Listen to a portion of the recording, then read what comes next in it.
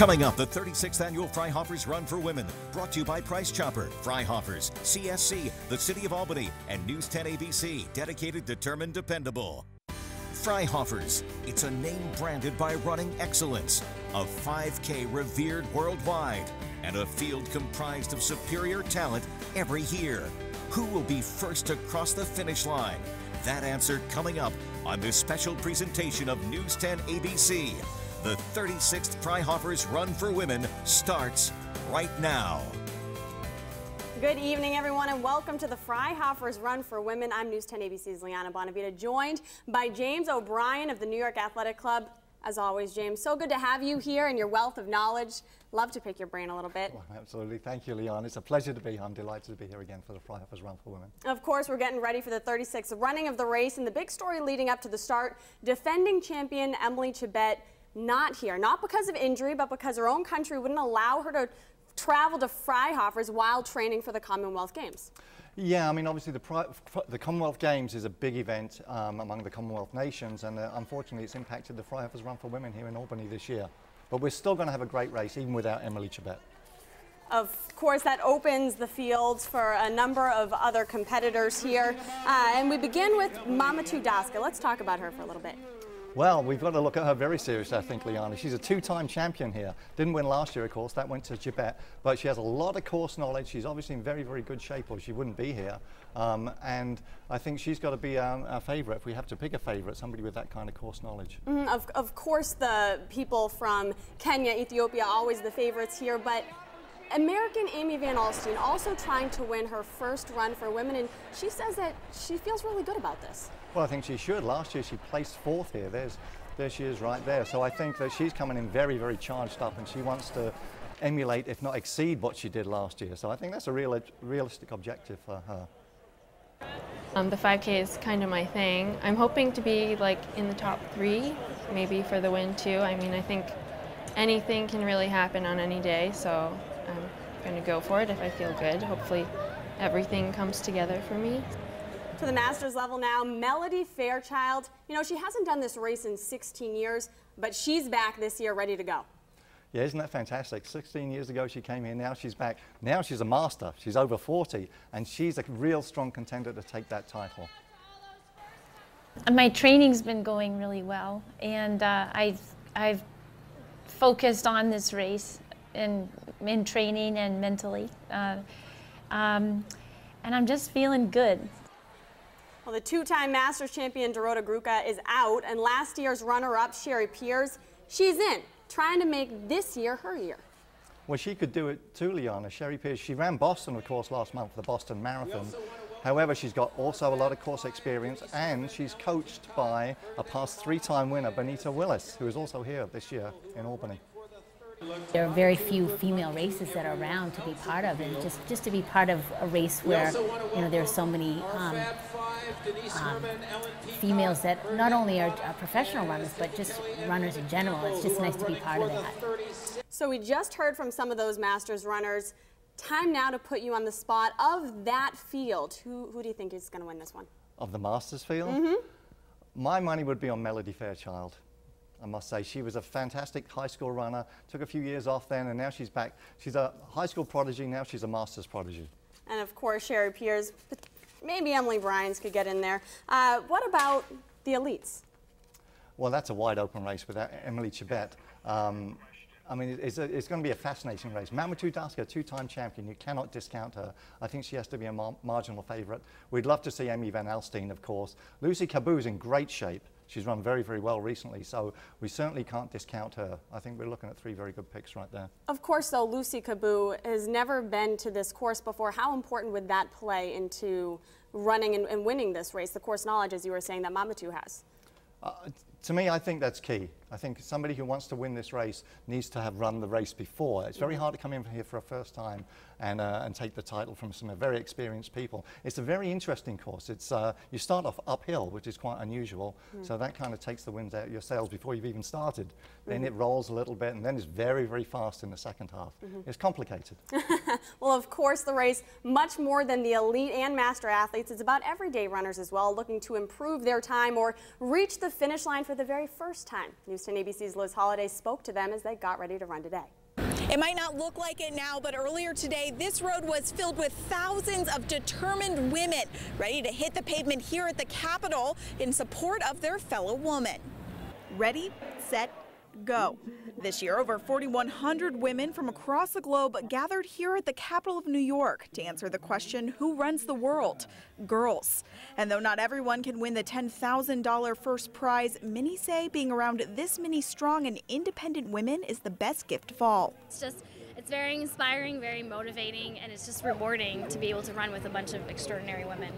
And extraordinary doesn't even begin to cover it. These women span 18 states, 26 countries, all towing the line here at Madison Avenue.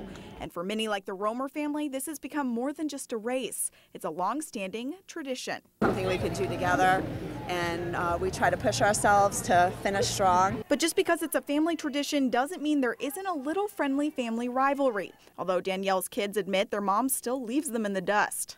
Well, she's faster than me, so I don't really race with her, but I see her at the end, so it's pretty motivational. She's faster than me also, but I enjoy running with my sister, and it's fun.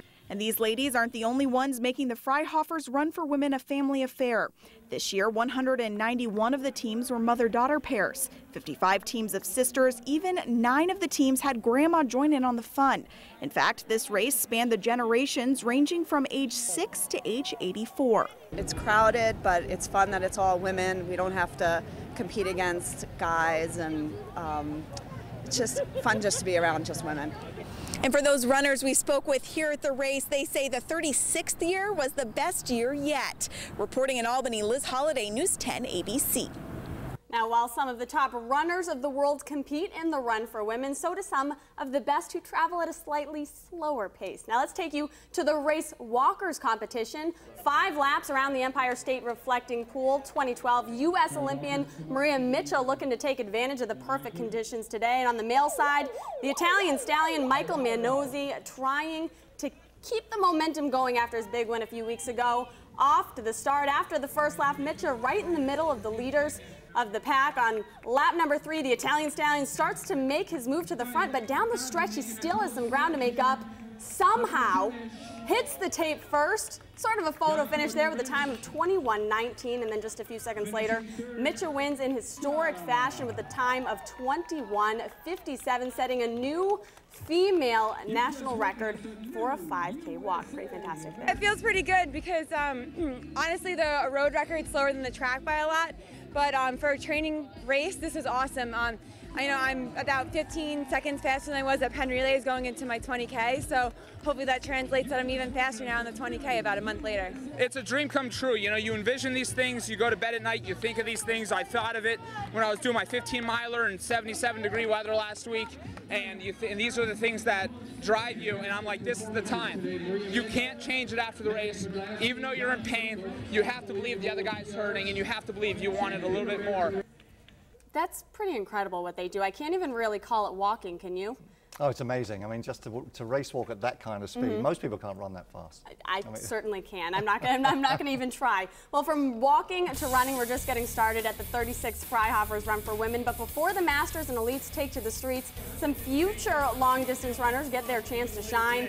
But this race means much more than winning and losing. We'll tell you why coming up next. And we'll begin the main event. Who will win this year's race for women? Much more coming up. Now back to the 36th Annual Freihofers Run for Women. Welcome back. Downtown Albany transformed into a runner's paradise at the 36th Freihofers Run for Women. The athletes are getting ready for the main event. Welcome back to the show. I'm News 10's Liana Bonavita, and I'm joined by James O'Brien of the New York Athletic Club. The 5K is the main event, but there are many other races today that inspire more than crossing the finish line.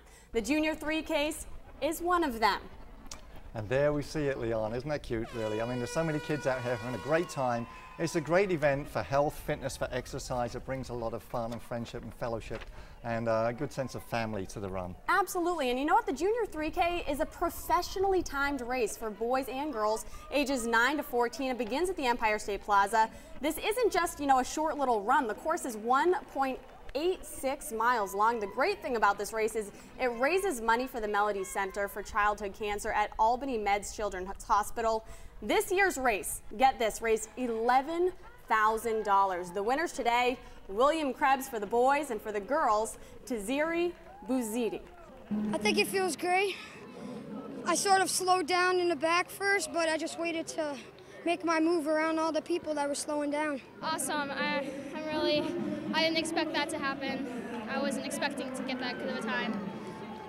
Expecting to get that good of a time, but she cruised it, and the little boy there just already sounding like a professional with his answers, right? They? Oh, yeah, champions of the future right there. Well, the race itself is just one part of the Junior 3K. The other, kids helping kids. News 10 ABC's Josh Roltenberg has the story of one local family who directly benefits from the cause. It costs $10 to compete in the Freihofer's Junior 3K run, with all the proceeds going to the Melody Center for Childhood Cancer and Blood Disorders at Albany Med. And as Megan and Mark Mastransky of Colony know all too well, every bit helps. Megan and Mark Mastransky's son Cassius is an adventurous 8-year-old who loves to play soccer, jump on the trampoline, basically do anything that keeps him active. Cassius has been and probably always will be a bit of a daredevil. There's a wall. He'll have to climb out. But 2.5 years ago, that all changed. After Megan and Mark saw Cassius's energy level dramatically decrease, they were concerned. Originally, they thought he had pneumonia and took him to the hospital.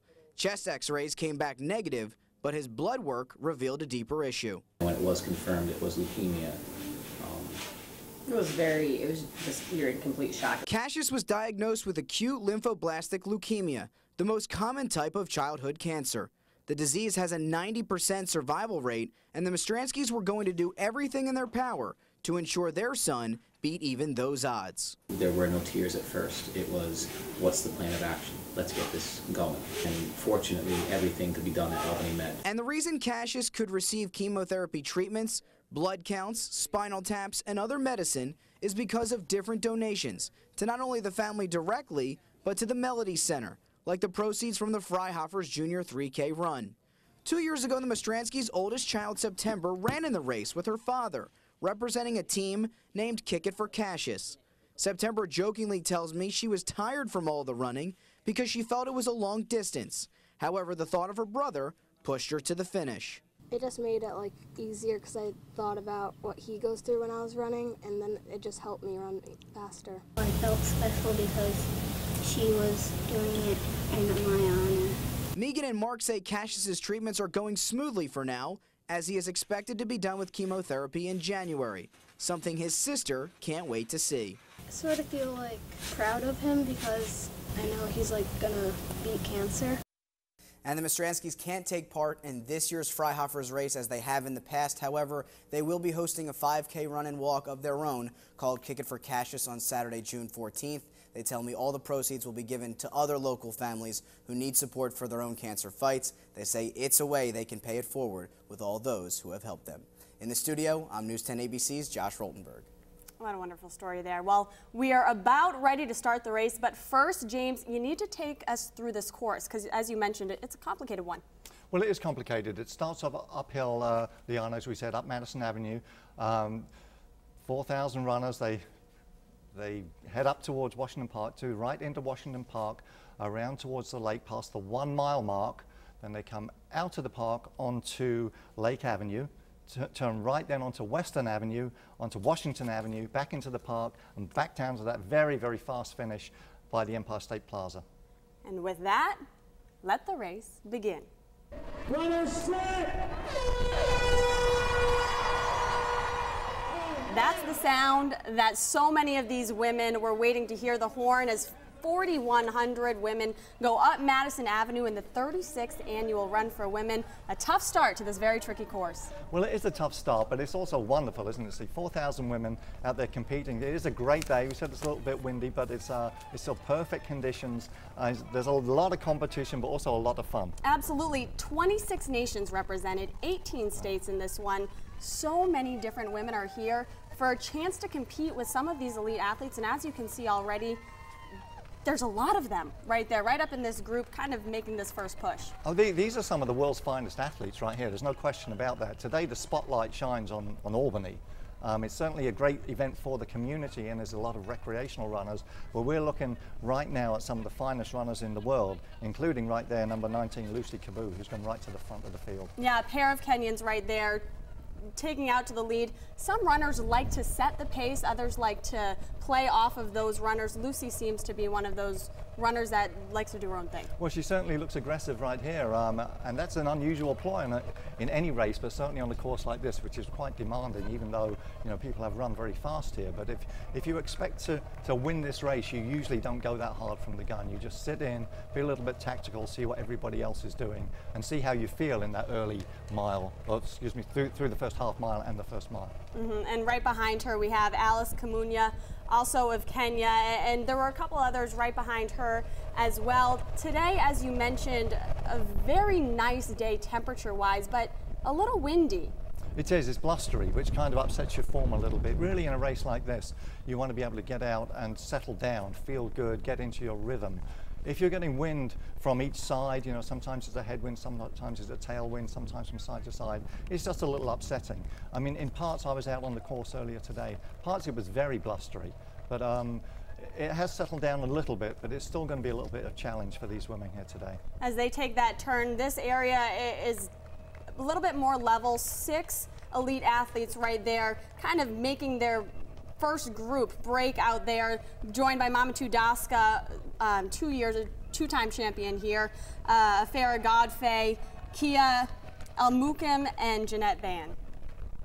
Yeah, those are our leaders, and usually they identify themselves early in the race, and our winner comes from that group. We're about half a mile into the race now. They've made the right turn into Washington Park. Behind them are 4,000 other runners having their best day out here in Albany today. Right now we're looking at the front of the Masters field. On the right of your screen is Melody Fairchild, on the left Sherry Peers. And we were talking to these two women yesterday, and they were saying how excited they were to get the chance to run against one another, that they know that each other are their greatest competitors.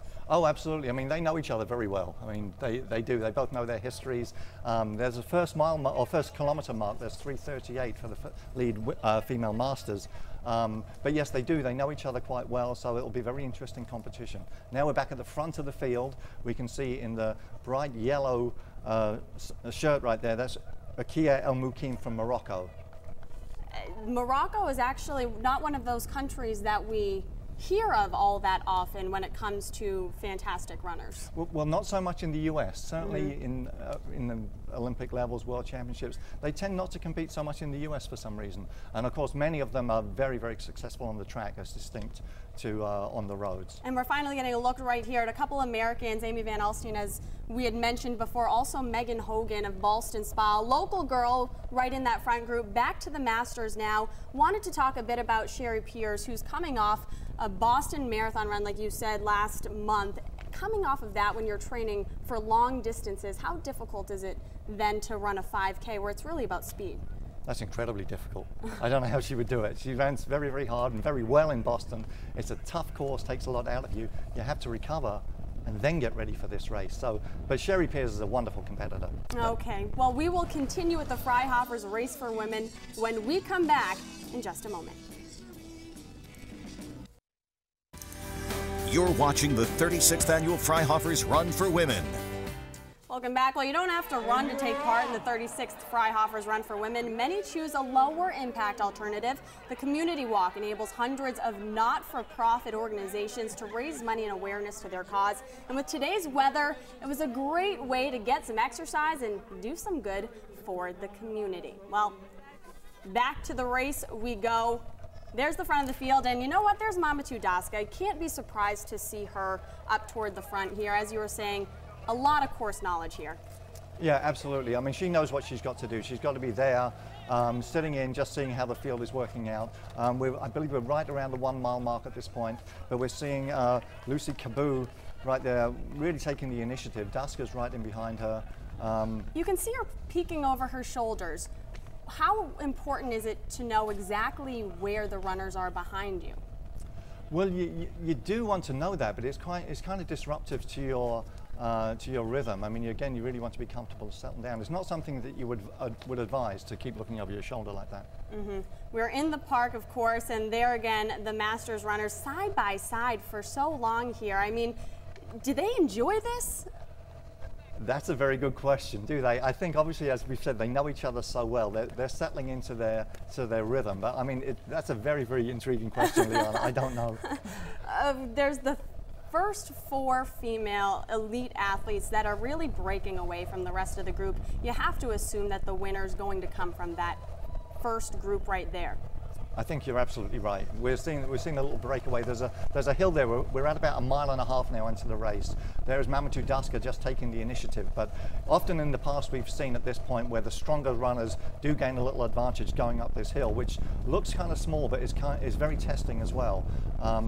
Lucy Caboo is also still right there. We're looking at 4 women who are very, very strong. And I think, as you said, one of those 4 is going to be our winner. You mentioned the hill being testing. Is that because of where it is in the race, that they're already a little bit tired, and then so coming up to a hill midway through it just takes a little bit more out of them? Absolutely. It's where it is. It's not a huge hill, but it's very strategically significant, and there we're seeing the impact of it as Melody Fairchild just inches away from Sherry Peers. It's halfway in the race, you are fatigued and you really want to bear down and focus, and then you have to crest this hill or deal with the consequences of the hill. She looked strong on that hill. Sherry looked like she was having some difficulty with it. You could see it in her face. These runners, though, look calm, cool, and collected. Well, they look fantastic, and now we're down to 3. And there is Lucy Caboo still taking the initiative, still working hard at the front of the field. And those 3 are Lucy Caboo, Mamadou Daska, and Afera Godfrey. We haven't talked much about Afera Godfrey. She's been running pretty well recently too, hasn't she? Oh, she has been running very well. In fact, she's quite dangerous here. Her personal best on the track is 15:01, which is very, very fast. Definitely faster than the course record, which, by the way, is 15:12, set by Emily Chibet, last year's champion, also a 2-time champion, not here today. Although there you see Melody Fairchild really pulling away from Sherry Peers. She looks very, very strong. She looks really strong, as you said. I mean, she's very, very powerful, a very, very, very powerful runner. She used that hill strategically very well, and I think we can be safe to say that that's our Masters champion this year. Turning now back into the park, this is going to end up being a very cool part of this course because they're going to cross paths with a lot of the ladies that are going in for the first time, and you'll see that coming up here very shortly. But right here you have to think, yeah, it's here. You can already hear these women that are already starting to cheer. They're going to be up on the left side coming up here, as you can see. It's really phenomenal, and I think that when speaking with Benita Willis earlier today, a 3-time champion, she said that this kind of gives you extra motivation here, seeing these women. Oh, it absolutely does. I think this is one of the best parts of the course, and one of the beauties of this course is that it's kind of a keyhole shape. You go out, you do a loop, and you come back, and you then run into the back markers in the race who really give a lot of support to the leaders. There's Melody Fairchild, our Masters champion in 2014. Fantastic run. How are we looking at time here as far as how quickly these ladies are going versus potentially a course record? You know, it's hard to say at this point, not looking at those splits, but I'd say she's on somewhere around 17-minute pace. But that looks like a big breakaway from Lucy Caboo at the front of the elite pack here.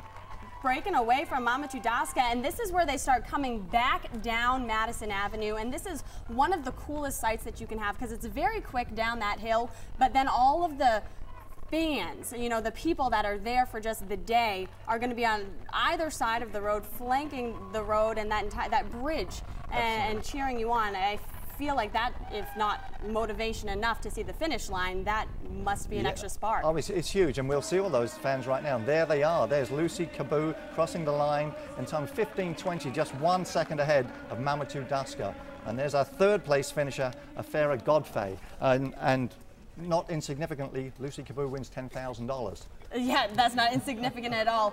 And there you see Melody Fairchild takes the cake as the Masters winner today in a time of 17:13. Let's talk about our top 5 finalists. Lucy Caboo, as you said, $10,000 winner. Mamadou Daska right behind her, Afera Godfrey, Zemzem Ahmed, and Agnes Chezarek as your top 5 women.